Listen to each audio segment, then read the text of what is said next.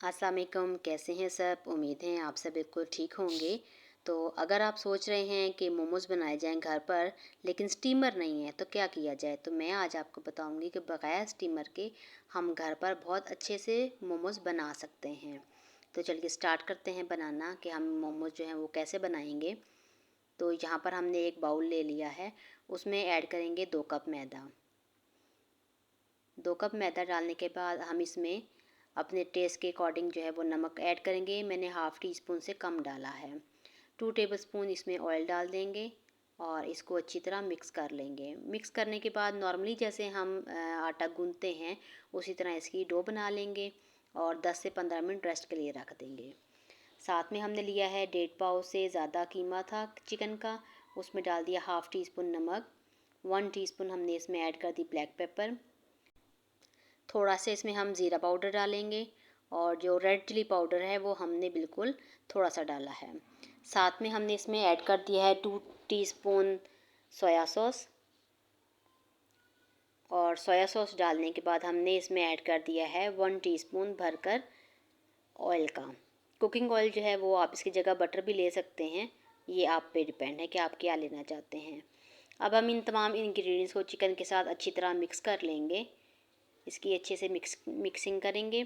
यहाँ पर जो है एक दरमियाने साइज़ का प्याज हमने बिल्कुल फ़ाइन चॉप करके रखा हुआ है। इसको अच्छी तरह हम मिक्स करने के बाद प्याज जो है वो बिल्कुल फ़ाइन चॉप किया हुआ है, ये इसमें ऐड कर देंगे और इसको फिर अच्छी तरह मिक्स कर लेंगे। मिक्सिंग करने के बाद इसको हम रेस्ट देंगे 15 से 20 मिनट। जी, तो यहाँ पर तकरीबन 20 मिनट हो चुके हैं। डो हमारी रेडी है और अब हम सरफेस पे थोड़ा सा डालेंगे मैदा। मैदा डस्ट करने के बाद जो हमने आटा गूंदा था, डो हमने बनाई थी, उसका एक पेड़ा बना लेंगे।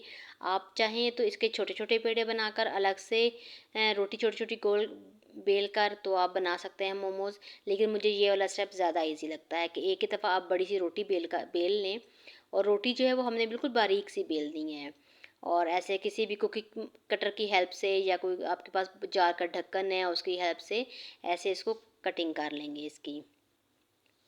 अब इन तमाम जो हमारी रोटियां हैं छोटी, इनको हम साइड पे करते हैं और एक इसमें से पीस लेंगे इसका और ऐसे पतली से इसको थोड़ा सा और बेल लेंगे। अब हम इसमें रखते हैं थोड़ा सा जो हमने कीमा मैरिनेट करके रखा हुआ था और इसकी साइड्स पर जो है वो पानी लगाएंगे और ऐसे इसको फ़ोल्ड करते जाएंगे और लीजिए हमारा मोमो जो है वो एक रेडी है।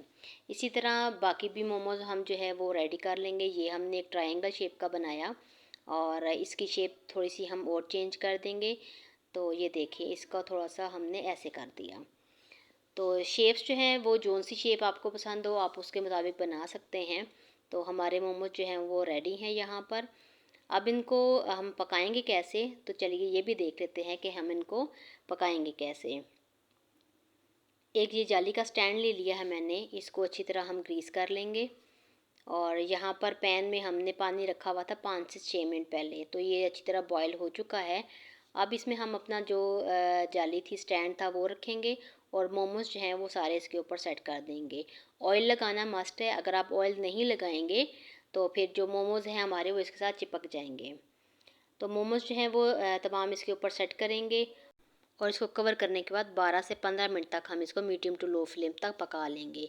तो लीजिए हमारे मज़ेदार से मोमोज़ रेडी हो चुके हैं। अब हम इनको डिश आउट कर लेते हैं।